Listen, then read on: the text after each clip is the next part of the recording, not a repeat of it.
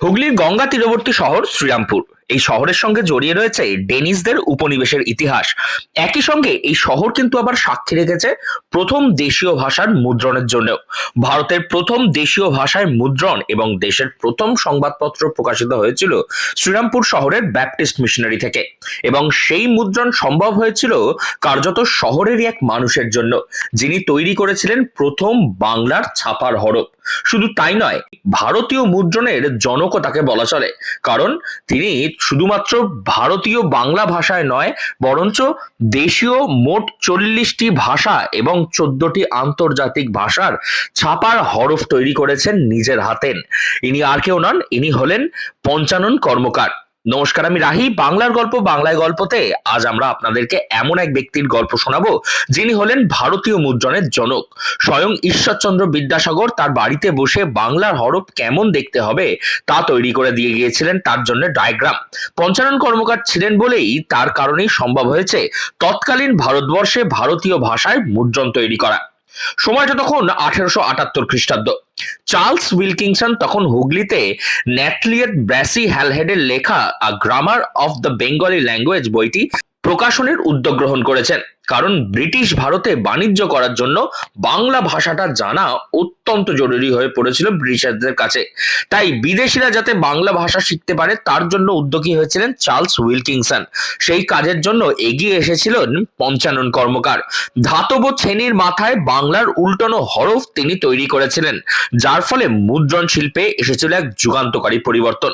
পঞ্চানন কর্মকারের এই হরফ তৈরির পরেই প্রকাশিত হতে শুরু করেছিল প্রথম দেশীয় ভাষায় বই এবং দেশীয় ভাষার সংবাদপত্র সমাচার দর্পণ।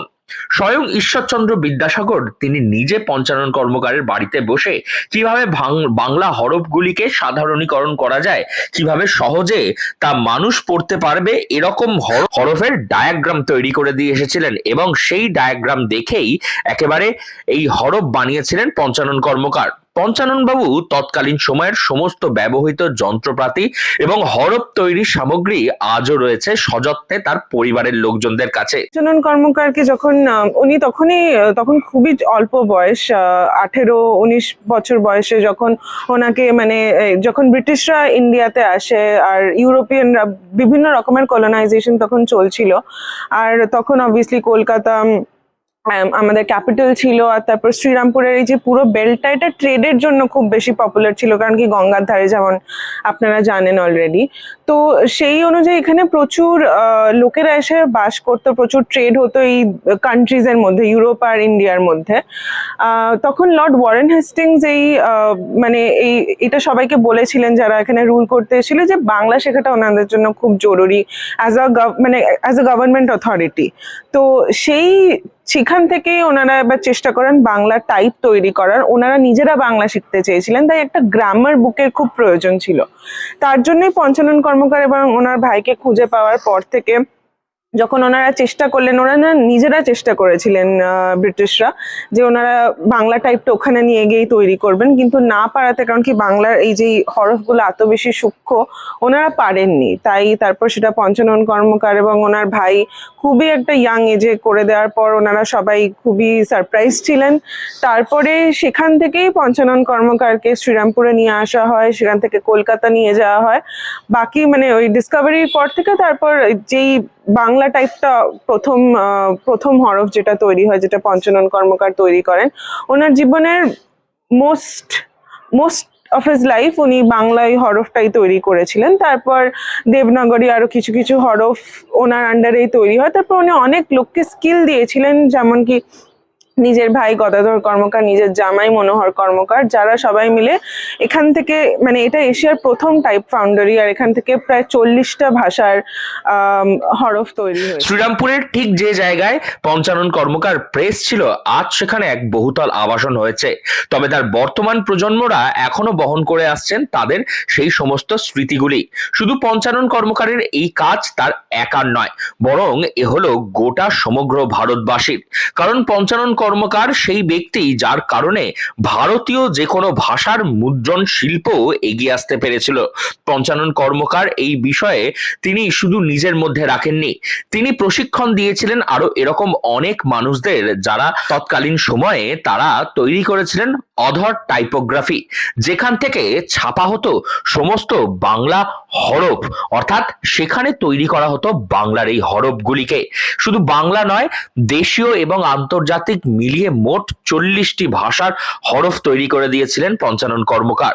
তার এই স্মৃতি বিজড়িত জায়গা শ্রীরামপুরে আজও রয়েছে তাদের পরিবার, এবং তারা আজও বহন করে আসছেন সেই সমস্ত স্মৃতিগুলিকেই। খুব শীঘ্রই কলকাতার একটি নামজাদা জায়গায় এই সমস্ত কিছুর এক্সিবিশন হতে চলেছে, এমনটাই জানিয়েছেন তাদের বাড়ির লোক। পর্যন্ত বলা চলে একবারে ভারতে মানে আমাদের দেশের দেশীয় ভাষার মুদ্রণের যে ইতিহাস, সেই ইতিহাস আপনারা রেখে দিয়েছেন। এটাকে নিয়ে মানে আগাম ভবিষ্যৎ কি ভাবছেন? আসলে আমার মানে বাবা এবং বাবার পূর্বপুরুষ, আমরা জেনারেশনের পর জেনারেশন চেষ্টা করেছি এটা যতটা পারা রক্ষা করার। তার মধ্যে অনেক চুরি হয়েছে, অনেক ধ্বংস হয়ে গেছে, অনেক ক্ষয়ে গেছে। এখন এমনই একটা পর্যায়ে যে এটাকে মানে রিস্টোর না করলেই নয়। আর ডিকের একটা মানে খুবই ফ্র্যাজাইল স্টেটে চলে এসছে এই 200-300 বছর আগেকার জিনিসপত্রগুলো। আমাদের প্রথম অ্যাটেম্প্ট এটাই হচ্ছে যে একে তো বাংলার খুব কম লোকে পঞ্চানন কর্মকারের ব্যাপারে জানেন, খুব কম লোকে জানেন যে শ্রীরামপুরে আমাদের মানে প্রাইভেট কালেকশনের মধ্যে এগুলো আমরা এখনো রেখে দিয়েছি। আমরা চেষ্টা করছি এই মার্চে একটা প্রথম পাবলিক এক্সিবিশন ডিক্লেয়ার করার, যেখানে পাবলিকরা এসে দেখতে পারবেন যে মানে এই যে আমরা এতদিন ধরে এগুলো সংরক্ষণ করে রেখেছি সেগুলো পাবলিকের কাছে তুলে দেওয়া হবে। আর এই এক্সিবিশনের থ্রু আমরা চেষ্টা করছি যে এই অ্যাওয়ারনেস যেটা স্প্রেড হবে সেটার থ্রু যদি আমরা আরো মানে ফান্ডস ক্রিয়েট করতে পারি, তাহলে একটা মিউজিয়াম করার খুবই ইচ্ছা আছে। আর সেই মিউজিয়ামটা নট জাস্ট ডিসপ্লের জন্য বাট অলসো আরো বেটার প্রিজার্ভেশনের জন্য। কারণ কি যেই মেশিনপত্রগুলো আপনারা দেখছেন, যে আর্টিফ্যাক্টস গুলো দেখছেন, ওগুলো খুবই ফ্রেজাইল। ওগুলো একটা সার্টেন টেম্পারেচারের আন্ডারে রাখার, সার্টেন সুপারভিশনের আন্ডারে রাখা খুবই জরুরি, নলে এগুলো হয়তো আর কিছু বছর পর স্ক্র্যাপের মূল্যেই পাওয়া যাবে। অ্যান্ড যেটা অবভিয়াসলি একটা খুবই বড় মানে লস, নট জাস্ট আমাদের ফ্যামিলির জন্য বাট পুরো বাংলা, পুরো ভারতবর্ষের জন্য। পঞ্চানন কর্মকার এমন একটা মানুষ যার জন্য ভারতীয় মুদ্রণ জগতে পদার্পণ করতে পেরেছিল ভারতীয়রা। দেশীয় ভাষার প্রথম মুদ্রণ সম্ভব হয়েছিল পঞ্চানন কর্মকারের তৈরি করে দেওয়া বাংলা হরফের ব্লকগুলির জন্য। মূলত এই ছেনির মাথায় সূক্ষ্মভাবে লেখা থাকতো বিভিন্ন বাংলা হরফ, এবং সেই হরফগুলি কাগজের ওপরে ছাপা হতো, এবং তাই দিয়ে ছাপানো হতো সেই সময়ের বই, এবং তৎকালীন প্রথম বাংলা সংবাদপত্র সমাচার দর্পণও তৈরি হয়েছিল পঞ্চানন কর্মকারের হরফ তৈরি করে দেওয়ার পরেই। স্বয়ং ঈশ্বরচন্দ্র বিদ্যাসাগর তার বাড়িতে এসে বসে কিভাবে বাংলা হরফকে আরও দেখতে সুন্দর করা যায় তাই নিয়ে বিস্তর কাজ করে গিয়েছেন। আমাদের এই উপস্থাপনা যদি আপনাদের ভালো লেগে থাকে তাহলে অবশ্যই সাবস্ক্রাইব করে এবং শেয়ার করে পাশে থাকবেন বাংলার গল্প, বাংলায় গল্পর সঙ্গে।